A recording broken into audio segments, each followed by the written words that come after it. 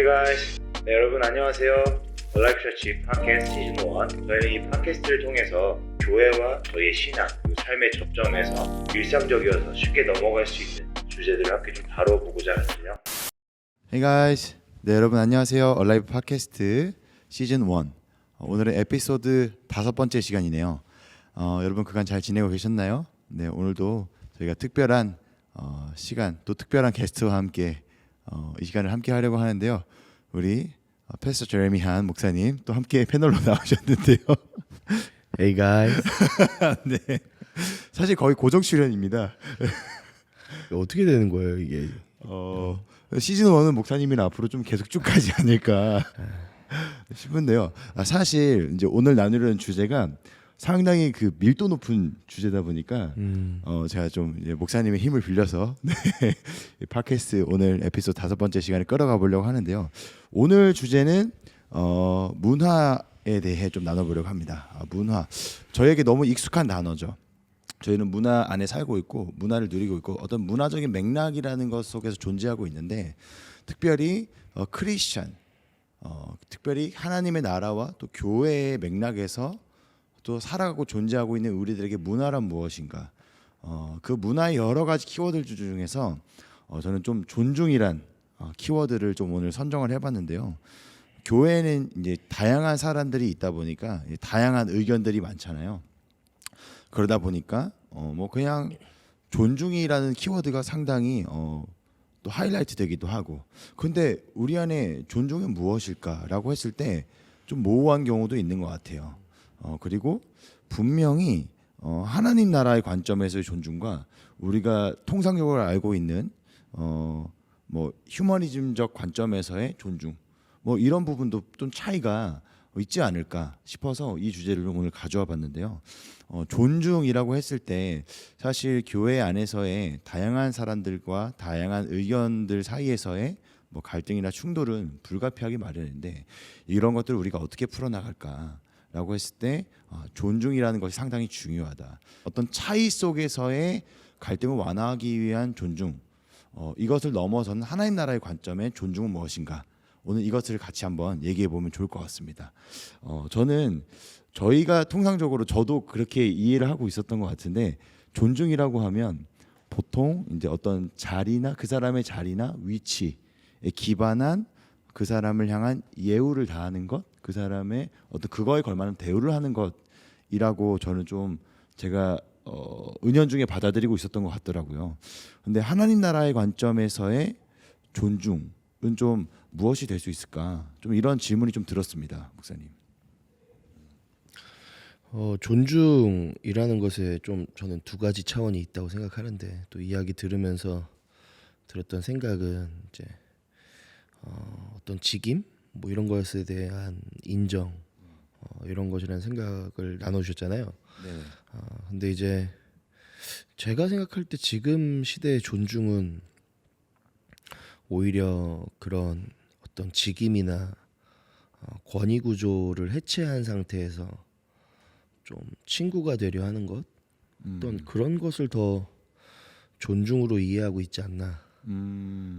그래서 나의 있는 모습 그대로를 그냥 받아들여주고, 또 상대방의 있는 모습 그대로를 받아들여주고 이해해주고, 뭐 편이 되어주고, 좀 이런 것이 지금 시대의 존중으로 이해되고 있지 않나, 그런 생각을 좀 하는데요.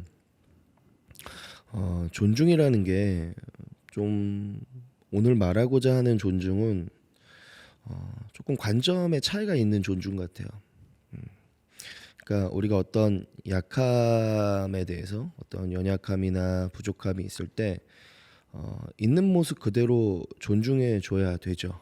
존중해 줘야 되고, 그것을 뭐 무시하거나 그럴 이유는 없다고 생각해요. 그런데 하나님이 보는 관점은 어떤 것인가? 어떤 한 사람, 어떤 한 공동체를 볼 때 누구나 다 부족함과 연약함이 있는데, 우리 하나님은 부족한 것을 존중하시는가? 아니면 하나님의 형상으로 지어진 무궁무진한 가능성을 지닌 존재로서 우리를 바라보시고 존중하는가? 우리에게 하나님은 하나님의 형상을 부어 주셨고 또 하나님의 명을 우리 가운데 주셨고 또 성령을 부어 주시고 또 은사를 부어 주시고 하나님의 좋은 것들을 우리 가운데 다 주셨는데 우리가 죄가 있기 때문에 죄의 어떤 그 지점을 지나면서 우리 안에 파괴적인 모습들이 나타나기 시작한 거잖아요. 하나님은 그 파괴적인 모습에서 우리를 벗어나게 하기 위해 하나님의 모든 일을 하셨는가? 아니면 하나님은 원 형상, 너무 좋았던 그 형상에서 더 좋은 형상으로 나아가기 위해 우리를 위해 대속하시고 우리를 위해 말씀을 이루시고 하는 것일까라는 관점으로 생각해 볼 때 하나님의 존중은 오히려 우리의 부족함과 연약함을 그냥 긍정해 주는 것을 넘어서서 하나님의 가능성과 하나님의 창조의 그 섭리, 하나님의 위대하심을 우리 가운데 투영하시는데 그 관점에서 하나님이 그것을 존중하시는 것이 아닌가. 교회 안에는 그런 존중의 문화가 좀 실현되어야 되는 것이 아닌가. 저는 그런 생각을 하고 있는데요. 쉽지 않아요. 네. 그 제가 목사님 얘기를 듣다 보니까 존중에 대한 상당히 기성적인 생각을 갖고 있었다. 약간 이런 저도 MZ거든요. MZ인데 존중에 대한 기성적인 컨셉을 갖고 있었다. 근데 사실 그게 맞는 것 같아요. 요즘 사람들은 존중이라고 했을 때 나 원래 이런 사람이야. 나 원래 이렇게 태어났어. 이런 접근이 되게 많은 것 같아요. 그런 부분에서 하나님 나라의 관점에서 하나님의 원 이미지에 대한 하나님의 형상에 대한 존중이 쉽진 않다. 네, 이런 좀 현실 인식이 저도 너무 많이 공감이 되는 것 같습니다. 그러니까 좀 예수님의 관점으로 봤을 때 예수님이 어떤 약자들에 대해서 대하셨을 때 이제 예수님이 뭐 한 나병 환자를 이제 고치시는데 나병 환자에게 손을 대거든요. 그런 생각이 든 거예요. 이 손을 댄다는 거는 부정해지는 거거든요. 그럼 사실 그 당시의 고정관념은 그것을 배척하죠. 손을 대지 않죠. 예수님이 율법을 모르고 그 문화를 몰랐겠어요? 근데 예수님이 손을 대신 건 단순히 그 사람의 약함을 공감해주고 끝이 아니라 아무도 손 안 대는데 나는 손 대줬어. 괜찮지? 마음이 위로가 됐어? 이게 아니라 예수님이 손을 대니까 나아버렸단 말이에요. 예수님은 손을 대시기까지 무슨 생각을 하셨을까? 단순히 이 사람이 아무도 손 잡아주는 사람이 없어서 그냥 손 잡아주려고 손을 대셨나? 아니면 이 사람이 나을 것을 보시고 하나님의 가능성이 실현된 것을 보시고 손을 대셨을까? 그런 관점에서 볼 때 예수님이 나병 환자에게 손을 대시고 부정한 자들에게 손을 대시고 했던 치료하시고 했던 모든 일들은 사실 하나님의 이미지를 본 거죠. 하나님이 완성하신 이미지, 또 하나님이 완성하실 이미지를 보고 와. 그 사람에게 손을 댔고 그건 사실 예수님이 위험을 감수한 거죠. 그 당시 문화 안에서 예수님을 배척받을 수 있고 공격받을 수 있는데 또 혹은 그 선택이 사람들이 실수라고 여길 수도 있죠. 그런데 예수님은 아무도 주목하지 않았던 나병 환자의 가능성, 그건 사실 나병 환자도 원래는 하나님의 형상이었다. 죄로 인해 파괴된 모습이 그 몸에 나타났을 뿐이지 예수님은 그것을 주목하고 싶지 않다는 거예요. 그건 이전의 것이고 예수님은 새 것이 된 것을 보시기 때문에 그 새 것에 대한 존중으로 예수님 위험도 감수하시고 그 당시에 문화를 뛰어넘어서 새로운 문화를 예수님이 좀 형성하시는 사건이 아닐까. 저는 말씀 보면서 그런 생각이 들었고 이것을 지금 우리 교회 안에서 또 우리의 관계 안에서 적용할 때 우리가 약함을 공유하거든요. 약함을 공유할수록 친해지는 것도 있는 것 같아요. 그리고 또 좀 너와 나의 관계가 이제 깊은 관계다. 라고 좀 여기는 어떤 포인트 지점이 내 약함과 부족함과 이런 것들을 나눌 때 형성되는 건 맞는 것 같아요. 그런데 우리가 단순히 그것에서 멈추는 게 아니라 좀 하나님의 가능성들을 이야기해주고 하나님의 가능성을 존중함으로 이 영혼을 대할 수 있는 그런 어떤 문화들이 우리 안에 필요하다. 그러니까 어떤 사람의 보여지는 면만 보고 우리가 관계를 하다 보면 때로는 그 약함이 공감이 되기도 하지만 나중에 그 약함이 짐이 될 때도 있거든요. 관계하기 싫어질 때도 있다는 거죠. 근데 예수님은 전 관계에 실패하지 않으셨다고 생각하는데 예수님이 관계에 실패하지 않으셨던 이유는 어그러진 그 사람의 형상을 보는 것이 아니라 완전해질 그 사람의 형상을 보았기 때문에 예수님이 낭망하지 않고 예수님 무너지지 않고 괴로움 중에서도 예수님이 견딜 수 있었던 어떤 이유들이 거기에 있지 않나. 그러니까 우리 교회 안에서도 서로에게 실족 많이 하는데 인간이기 때문에 관계하면 당연히 실족할 수 있죠. 그러나 그 실족을 우리가 어떻게 넘어가는가, 어떤 사람에 대해서 어떻게 다시 기대를 품게 되는가, 그것은 하나님의 가능성, 좀 존중하는 것, 하나님이 이 사람을 인도하실 거라고 확신하는 것, 믿는 것, 믿어주는 것, 어떤 이러한 문화들이 교회 안에서 좀 일어날 때 교회는 죽은 자도 다시 살아나야 되는 곳이잖아요. 그렇죠. 회생 불가가 회생할 수 있게 되는 거잖아요. 죄를 이기는 공간이 교회고요.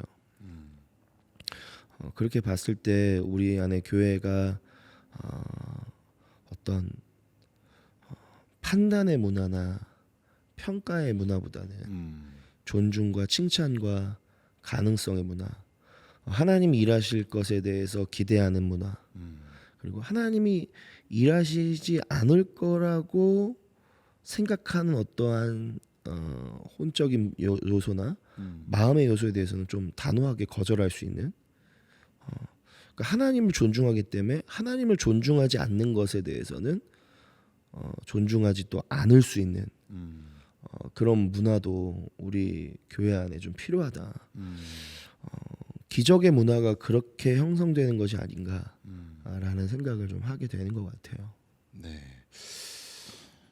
와, 이 사실 이 존중이라는 말이지만 세속적인 존중에 대한 우리 안에 어떤 컨셉들이 또 혼동될 수도 있겠다는 생각이 또 한편으로 드는 것 같아요. 근데 확실히 존중은 좀 이제 믿음과 예언이 기반이 된 어떤 문화 같다라는 생각이 좀 드네요. 그러니까 지금 현실에서 이루어지지 않았지만 앞으로 그것을 이루실 하나님의 말씀, 하나님의 기적을 우리가 믿음을 부여해서 선포하고 그러한 말들을 해주고 그러한 행동들을 치하해주는.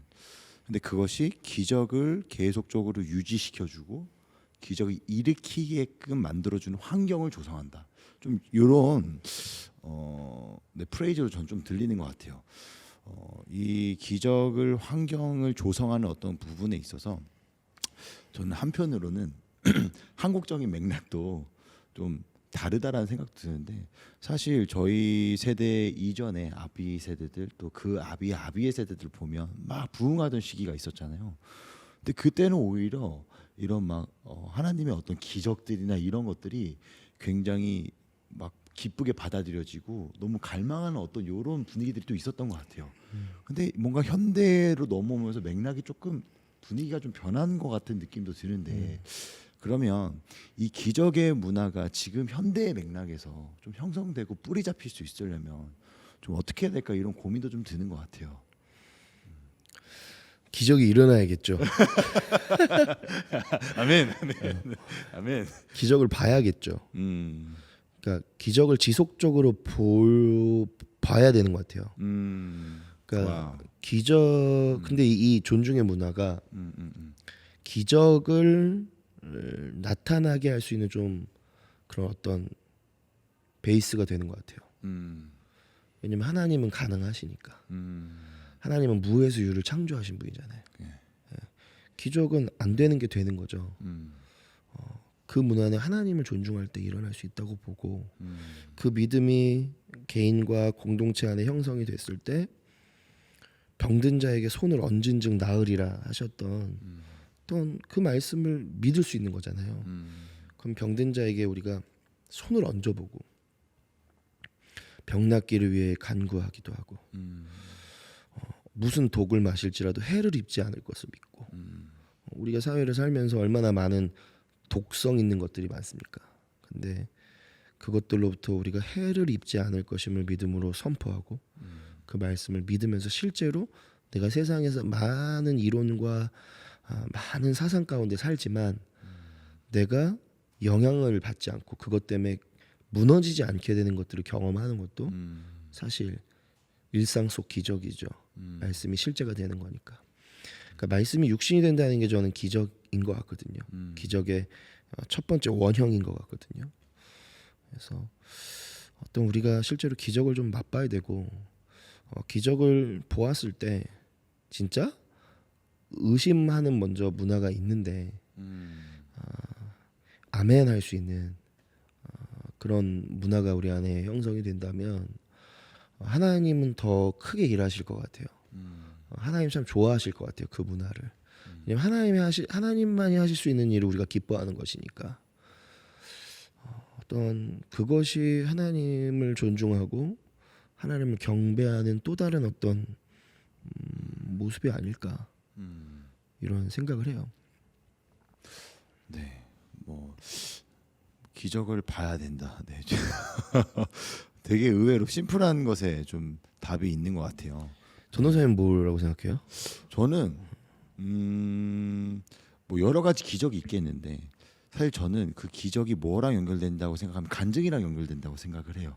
예, 뭔가 하나님이 내 삶 가운데 이 일을 행하셨어. 그러니까 하나님이 행하셨다고밖에 말할 수 없는 그런 우리의 고백들, 그런 간증들이 어떻게 보면 좀 하나님을 존중하는 문화의 기반 안에서 나오는 열매들이 아닐까 이런 생각을 하고 저는 뭐 치유도 간증이겠고 뭐 하나님의 초자연적인 재정 공급도 간증이겠고 뭔가 플로잉이 들어오는 것도 간증이겠고 뭔가 뭐 여러 가지 것들이 있다라고 생각을 해요. 사실. 이번에 간증을 할 거 있으시잖아요. 아니 여러분 이거 얘기해도 되는지 여러분 모르겠는데 이거 한번 여러분들 좀 의견을 얘기해 주세요. 전도사가 외제차 타도 돼요? 이번에 차 봤는데요 외제차. 네, 이게 사실 저도 네, 오픈하려고 하진 않았는데요. 그 갑작스럽게 제가 차를 받게 됐어요. 근데 이제 사실 기도했어요. 왜냐하면 제 차가 그 아이폰이랑 똑같은 가격에 그 상당한 그 구식의 중고차였거든요.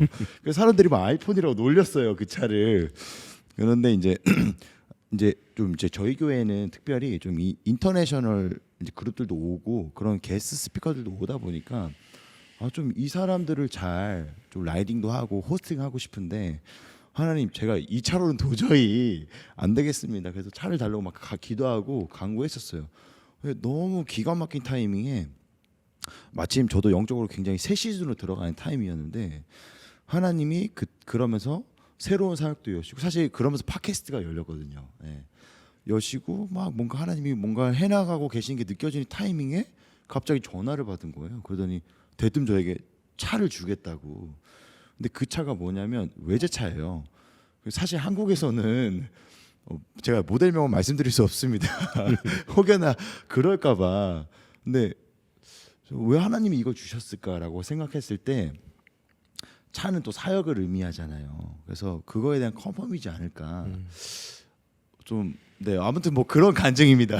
네. 근데 이게 축하해 주는 게 필요한 것 같아요. 저도 예를 들면 저는 차 제가 샀거든요.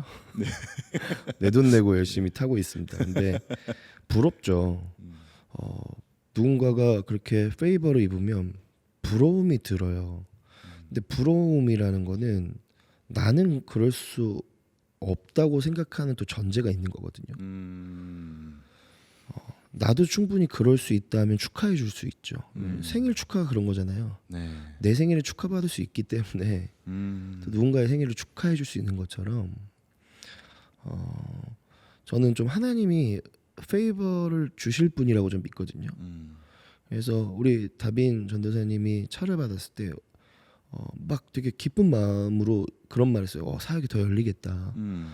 더 많은 사역을 하라고 하나님이 그렇게 하시나 보다. 근데 그 다음 주에 또 저희 교회 한 청년이 너무 좋은 차를 또 받은 거예요. 와.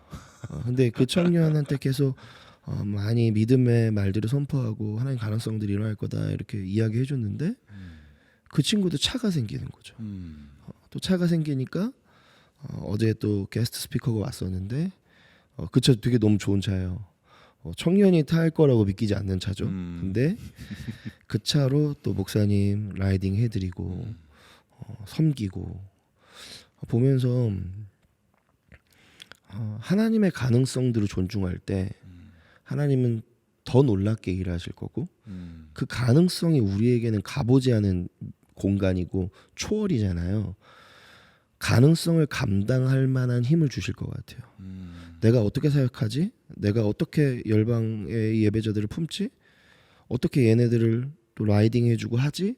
하나님 차를 공급하시고 어떤 하나님의 가능성을 보고 뛰어들 때 하나님은 우리가 구하기도 전에 아신다고 하잖아요. 그러니까 하나님 그렇게 채워주시는 역사들이 저는 가능성은 실제가 될 수 있다를 우리에게 좀 하나님이 보여주시는 메시지가 아닐까 그런 생각이 드는 것 같아요. 너무 축하해요. 감사합니다. 근데 굉장히 좀 소름이 돋는 인사이트였던 것 같아요. 사실 저도 이 간증을 되게 쉽게 입 밖으로 꺼내기가 어려웠던 게 이거 얘기하면 누가 괜히 좀 그렇게 느낄까봐 저도 스스로 제 스스로를 제한하고 있었다라는 좀 생각이 들었어요. 어쩌면 한국 사회 안에서 이 가능성의 문화를 실제로 적용하고 푸는 부분에 있어서 이런 부분이 좀 우리 안에 어려운 현실로 작용하지 않나라는 생각이 좀 들었는데 맞아요. 그 간증이라는 것에 대해서 남의 이야기로 치부하는 시대가 됐잖아요. 자랑하냐? 뭐 이런 좀 네. 그런 얘기들 좀 종종 들었어요. 성경 설교나 하지 뭐 자꾸 자기 얘기하고 있어. 뭐 이런 얘기들 네. 들어봤고 뭐 저도 그런 생각 해본 적 있어요. 근데 그 안에 마음의 본성을 보면 부러운 거죠. 근데 하나님이 역사하셨다는 흔적이 남에게 있다는 것조차도 사실 은혜잖아요. 나에게 만약에 없었을지라도 내가 남에게 그렇게 역사한 걸 보면 하나님 본 거잖아요. 저는 하나님 볼 수 있다는 측면에서 우리가 간증을 존중하는 문화를 갖고 간증은 저는 삶이 있다면 모두가 할 수 있다고 생각하거든요. 메시지, 좀 메신저는 소수일 수 있죠. 그런데 간증자는 모두가 될 수 있다고 생각해요. 오늘도 간증할 수 있잖아요. 새 아침을 주신 주님을 찬양합니다. 주님 나에게 새 아침을 주셨어요. 오늘 아침에 제가 핫도그가 먹고 싶었는데 오늘 핫도그를 누가 이렇게 또 먹을 수 있게 해줬네요. 너무 감사하네요. 모든 게 간증이 될 수 있는 거죠. 그래서 우리가 간증하는 믿음의 고백이잖아요. 그것이 하나님이 일하기 좋은 토양을 만든다라고 좀 믿을 수 있으면 좋겠고 우리가 이렇게 뱉는 것들이 좀 씨 뿌리는 것 같거든요.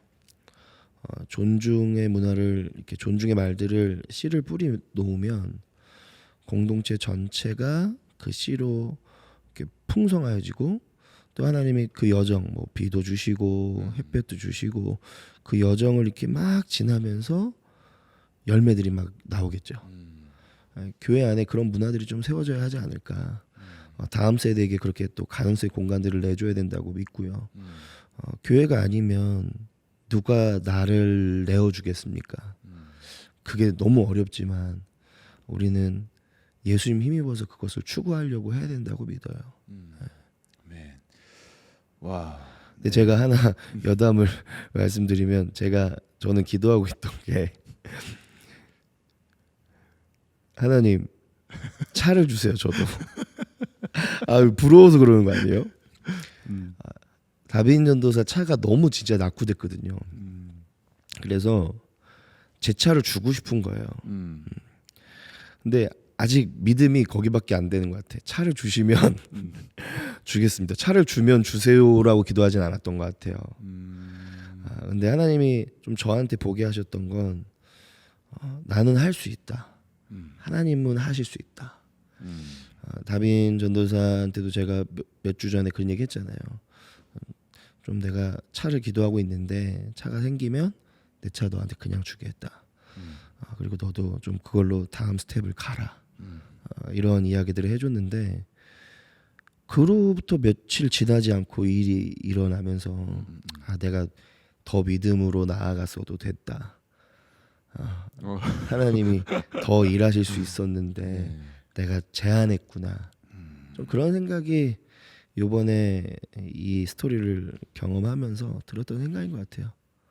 와, 사실 네, 너무 네, 제가 막 더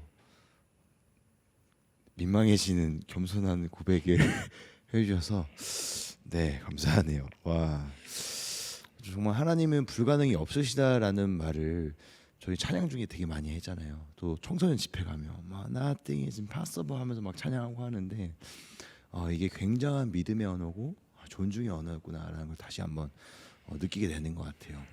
근데 이제 우리 안에 있는 뭐 아까도 제가 서두에도 얘기했듯이 문화적 맥락 안에 저희가 존재하고 살다 보니까 특히 한국적 문화의 맥락 안에 살다 보니까 이런 하나님 나라의 문화들이 발현되기 어려운 지점들도 사실 얘기하면 좀 포착할 수 있었던 것 같고 우리도 모르게 오히려 그런 존중의 문화 속에서 일어난 하나님 나라의 일들을 보면서 하나님 우리를 반추하게 하시는 그런 굉장히 유익한 영적으로 유익한 그런 모먼트들도 좀 마주하게 되는 것 같고 여러모로 이 존중의 문화라는 것이 교회 안에 풀릴 때 하나님의 가능성을 바라보는 시선의 돌이킴뿐만 아니라 뭔가 그 다음을 바라볼 수 있는 다음 세대에게 좀 물려줄 수 있는 어떤 이런 것들을 계속 보게 되지 않나.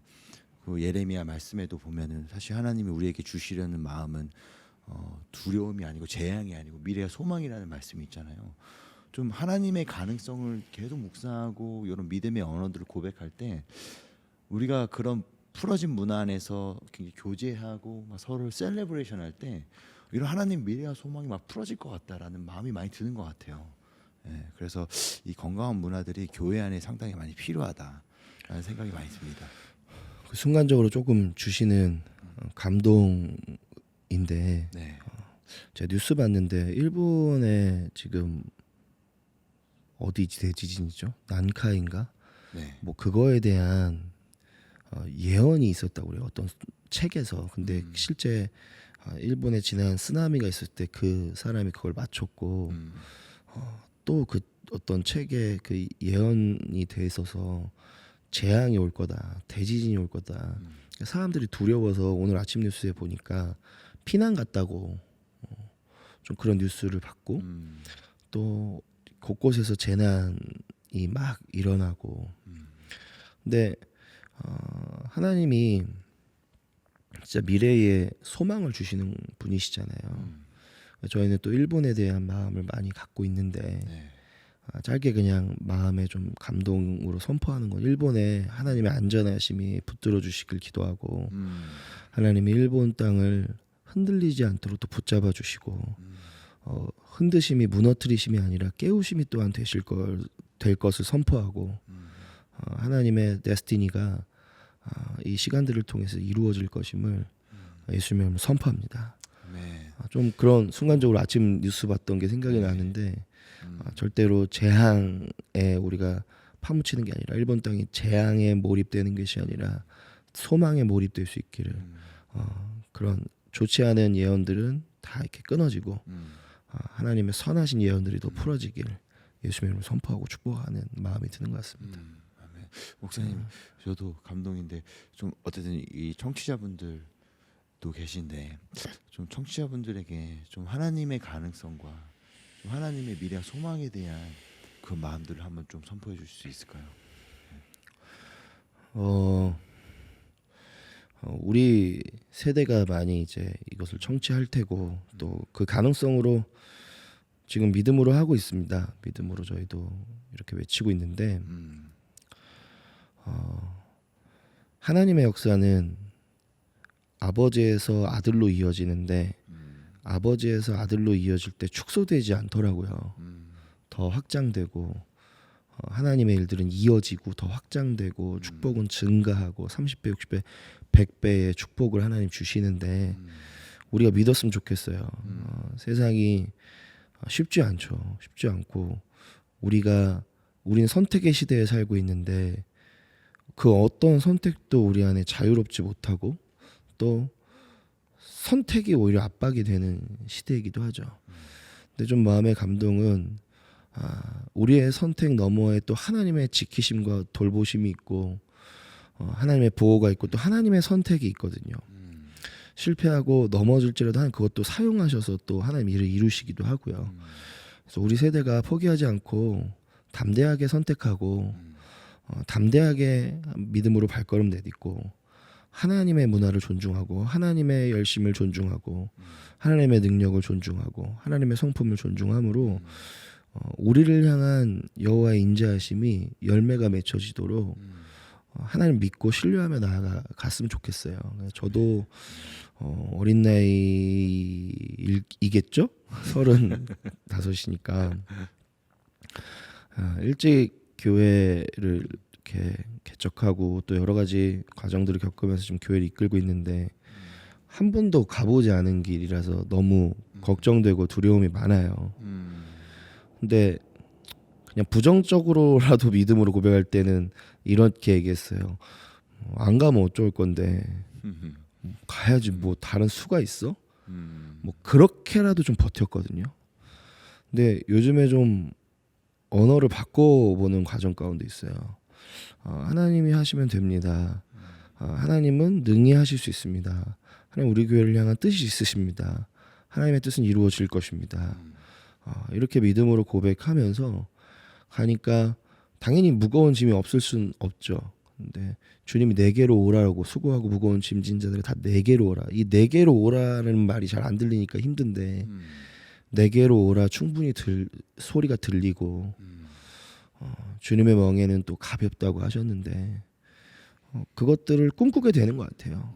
그래서 우리 모두가 쉽지 않다는 분명히 있지만 쉽지 않다를 존중하고 끝나는 게 아니라 하나님이 하시면 됩니다를 더 존중할 수 있는 그런 우리 세대가 되었으면 좋겠다. 그런 마음이 드는 것 같아요. 네, 와 감사합니다. 저도 막 지금 하나님의 막 임재가 너무 따스하게 저를 막 덮는 것, 커버하는 것처럼 막 느껴지는 것 같아요. 청취자분들에게도 동일한 은혜가 하나님의 어떤 역사가 있을 줄 믿습니다. 네, 얼라이브 팟캐스트 시즌 1 에피소드 5번째 시간 존중의 문화 오늘 저희 같이 나눠봤는데요. 왠지 다음 주도 존중의 문화를 좀 더 해야 될 것 같아요. 막 하나님 주시는 마음들이 막 지금 많은데 저희가 시간 관계상 오늘 이쯤에서 마무리하도록 하겠고요.